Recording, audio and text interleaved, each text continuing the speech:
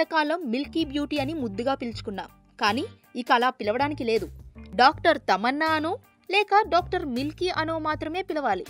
ఇంతకీ ఎవరి డాక్టర్ అనుకుంటున్నారా? అసలు విషయం ఏంటంటే, దశాబ్ద కాలం కెరీర్లో మిల్కీ ఎన్నో విషయాల్ని అందుకోవడమే కాకుండా నటిగా తనను తాను నిరూపించుకున్న తీరు కూడా 10 డాక్టరేట్లకు సమానం.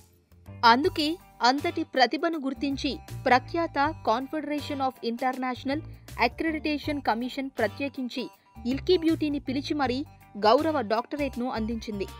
అహ్మదాబాద్లో జరిగిన ఓ కార్యక్రమంలో సదరు సంస్థ మిల్కీకి డాక్టరేట్ను ప్రదానం చేసి గౌరవించింది.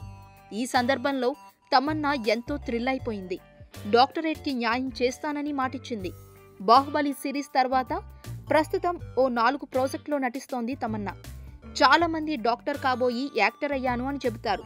కానీ ఈ ముద్దుగుమ్మ మాత్రం యాక్టర్ అయ్యి డాక్టర్ అయ్యిందన్నమాట.